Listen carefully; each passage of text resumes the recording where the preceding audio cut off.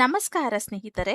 ಹಾಗೆ ಸಿಂಹರಾಶಿಯ ಸ್ನೇಹಿತರೆ, ಇಂದು ನಾನು ಹೇಳುತ್ತಿರುವ ವಿಷಯವನ್ನು ಬಹಳ ಗಂಭೀರದಿಂದ ಕೇಳಿ. ನಿಮ್ಮ ಜೀವನದಲ್ಲಿ ಬಹಳ ದಿನಗಳಿಂದ ಒಂದು ವಿಚಿತ್ರ ಬದಲಾವಣೆಗಳು ಆಗುತ್ತಿದೆಯೇ?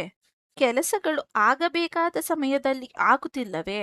ಹಣ ಬಂದ ತಕ್ಷಣ ಖರ್ಚಾಗುತ್ತಿದೆಯೇ? ಕಾರಣವೇ ಇಲ್ಲದೆ ಮನಸ್ಸು ಭಾರವಾಗುತ್ತಿದೆಯೇ? ಜ್ಯೋತಿಷ್ಯದಲ್ಲಿ ಸಿಂಹರಾಶಿಯ ಬಗ್ಗೆ ಒಂದು ವಿಶೇಷ ಮಾತಿದೆ. ಸೂರ್ಯನ ಪ್ರಭಾವ ಹೊಂದಿರುವ ಈ ರಾಶಿಯವರು ಸಾಮಾನ್ಯವಾಗಿ ಆತ್ಮವಿಶ್ವಾಸ ಹೊಂದಿರುವವರು, ಧೈರ್ಯಶಾಲಿಗಳು ಮತ್ತು ನಾಯಕತ್ವ ಗುಣಗಳನ್ನು ಹೊಂದಿರುವವರು. ಆದರೆ ಕೆಲವೊಮ್ಮೆ ಗ್ರಹಗಳ ಸ್ಥಿತಿ ಮತ್ತು ನಕಾರಾತ್ಮಕ ಶಕ್ತಿಯ ಪ್ರಭಾವದಿಂದ ಅವರ ಸಹಜ ಪ್ರಕಾಶ ಸ್ವಲ್ಪ ಮಂದವಾಗಬಹುದು. ಇಂದು ನಾನು ಅದೇ ವಿಷಯದ ಬಗ್ಗೆ ಮಾತನಾಡುತ್ತಿದ್ದೇನೆ. ಸಿಂಹರಾಶಿಯ ಜೀವನದಲ್ಲಿ ಒಂದು ಸಮಯ ಬರುತ್ತದೆ. ಆ ಸಮಯದಲ್ಲಿ ಅವರಿಗೆ ಎಲ್ಲಾ ಇದ್ದರೂ ಏನೋ ಕೊರತೆ ಇದ್ದಂತೆ ಭಾಸವಾಗುತ್ತದೆ. ಮನಸ್ಸಿಗೆ ಶಾಂತಿಯೇ ಇರುವುದಿಲ್ಲ. ಮಾಡಿದ ಕೆಲಸಕ್ಕೆ ಫಲ ಕೂಡ ಸಿಗುವುದಿಲ್ಲ. ಹತ್ತಿರದವರು ಅರ್ಥ ಮಾಡಿಕೊಳ್ಳುತ್ತಿಲ್ಲ ಎನ್ನುವ ಭಾವನೆ ಕೂಡ ಬರುತ್ತದೆ. ಜ್ಯೋತಿಷ್ಯದ ಪ್ರಕಾರ ಇದು ಯಾವತ್ತೂ ದುರಾದೃಷ್ಟವಲ್ಲ. ಕೆಲವೊಮ್ಮೆ ನಿಮ್ಮ ಶಕ್ತಿಯೇ ದುರ್ಬಲವಾಗಿರಬಹುದು. ನೀವು ಹೆಚ್ಚು ನಂಬಿದವರಿಂದ ನಿರಾಸೆ ಅನುಭವಿಸಬಹುದು. ಗಮನಿಸಿ ಸ್ನೇಹಿತರೆ, ಪ್ರತಿಯೊಬ್ಬ ಶತ್ರುವು ದೂರದಲ್ಲಿರುವುದಿಲ್ಲ. ಕೆಲವರು ನಮ್ಮ ಜೊತೆಯಲ್ಲೇ ನಗುತ್ತಾರೆ, ನಮ್ಮ ಯಶಸ್ಸಿಗೆ ಅಭಿನಂದನೆ ಹೇಳುತ್ತಾರೆ, ಆದರೆ ಒಳಗೆ ಅಸೂಯೆ ಹೊಂದಿರುತ್ತಾರೆ. ನಿಮ್ಮ ಜೀವನದಲ್ಲೂ ಕೂಡ ಇದೇ ರೀತಿಯಾದಂಥ ಲಕ್ಷಣಗಳು ಕಂಡು ಬರುತ್ತಿದೆಯಾ? ಪ್ರಯತ್ನ ಮಾಡಲು ಮನಸ್ಸಾಗದಿರುವುದು, ಕಾರಣವೇ ಇಲ್ಲದೆ ಕೋಪ ಕೂಡ ಹೆಚ್ಚಾಗುತ್ತದೆ.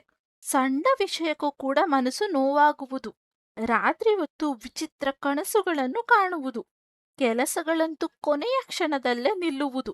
ಹಣ ಬಂದರೂ ಕೂಡ ಉಳಿಯದಿರುವುದು. ಕುಟುಂಬದವರಿಂದನೇ ಅನಗತ್ಯ ಭಿನ್ನಾಭಿಪ್ರಾಯಗಳು ಉಂಟಾಗುವುದು. ಈ ಲಕ್ಷಣಗಳು ಕಂಡುಬಂದರೆ ನಿಮ್ಮ ಮನಸ್ಸು ಮತ್ತು ಆಧ್ಯಾತ್ಮಿಕ ಶಕ್ತಿಗೆ ವಿಶೇಷವಾದ ಗಮನವನ್ನು ನೀಡುವ ಸಮಯ ಬಂದಿದೆ. ಜ್ಯೋತಿಷ್ಯದ ಪ್ರಕಾರ ಸಿಂಹರಾಶಿಯವರು ಒಳಗಿನ ಪ್ರಕಾಶವನ್ನು ಉಳಿಸಿಕೊಂಡರೆ ಮಾತ್ರ ಯಶಸ್ಸು ದೀರ್ಘಕಾಲ ಉಳಿಯುವುದು. ಆದ್ದರಿಂದ ನಿಮ್ಮ ಯಶಸ್ಸನ್ನು ದುರ್ಬಲಗೊಳಿಸುವ ಜನರಿಂದ ಸ್ವಲ್ಪ ಅಂತರವನ್ನು ಕಾಯ್ದುಕೊಳ್ಳಿ. ಇನ್ನೊಂದು ಮುಖ್ಯ ವಿಷಯ, ಕೆಲವೊಮ್ಮೆ ನೀವು ಒಬ್ಬ ವ್ಯಕ್ತಿಯ ಬಗ್ಗೆ ಮಾತ್ರ ಮತ್ತೆ ಮತ್ತೆ ಯೋಚಿಸುತ್ತಿರಬಹುದು. ಆ ವ್ಯಕ್ತಿಯ ಮಾತೇ ನಿಮಗೆ ಅಸಹಜವಾಗಿ ಕಾಣಬಹುದು. ಜ್ಯೋತಿಷ್ಯದಲ್ಲಿ ಇದನ್ನು ಒಂದು ಸೂಚನೆಯಾಗಿ ಪರಿಗಣಿಸಲಾಗುತ್ತದೆ.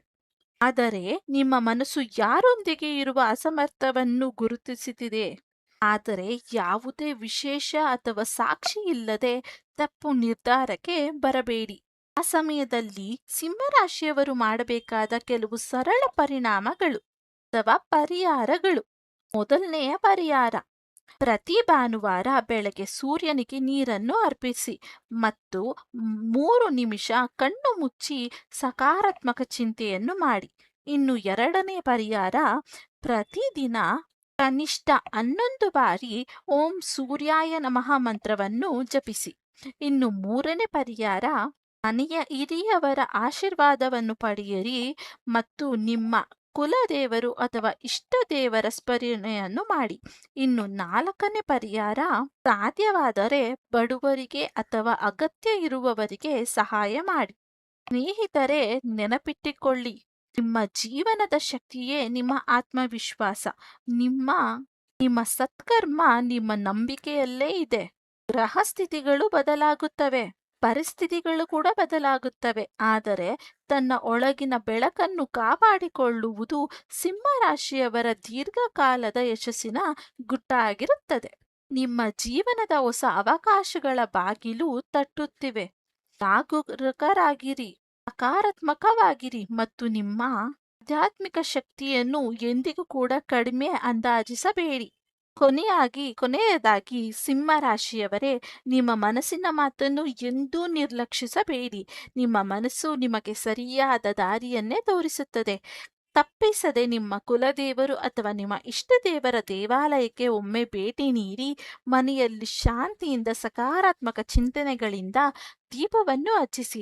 ಆದರೆ ನಮ್ಮ ಚಾನೆಲಿನಲ್ಲಿ ಇರುವಷ್ಟು ರೆಮಿಡಿಗಳನ್ನು ನೀವು ಕೂಡ ಮಾಡಬಹುದು. ಈ ವಿಡಿಯೋ ನಿಮಗೆ ಇಷ್ಟವಾದರೆ ನಮ್ಮ ಚಾನಲಿಗೆ ಒಂದು ಲೈಕನ್ನು ಮಾಡಿ, ನಿಮ್ಮ ರಾಶಿ ಯಾವುದು, ನಿಮ್ಮ ಕಷ್ಟಗಳೇನು ಅನ್ನುವುದನ್ನು ಕೂಡ ಕಮೆಂಟ್ ಬಾಕ್ಸಲ್ಲಿ ಕಮೆಂಟ್ ಮಾಡಿ, ಅದಕ್ಕೆ ತಕ್ಕ ಪರಿಹಾರವನ್ನು ಕೂಡ ನಾನು ನೀಡುತ್ತೇನೆ. ಇದೇ ರೀತಿಯಾದಂಥ ಜ್ಯೋತಿಷ್ಯ ಮತ್ತು ಪರಿಹಾರಕಾರಿ ವಿಡಿಯೋಗಳಿಗಾಗಿ ನನ್ನ ಚಾನಲ್ನನ್ನು ಸಬ್ಸ್ಕ್ರೈಬ್ ಮಾಡ್ಕೊಳ್ಳಿ. ಮತ್ತೆ ನಾಳೆ ಒಂದು ಹೊಸ ವಿಡಿಯೋದೊಂದಿಗೆ ನಿಮಗೆ ಸಿಗುತ್ತೇನೆ ಅಂತ ಹೇಳುತ್ತಾ ಧನ್ಯವಾದ.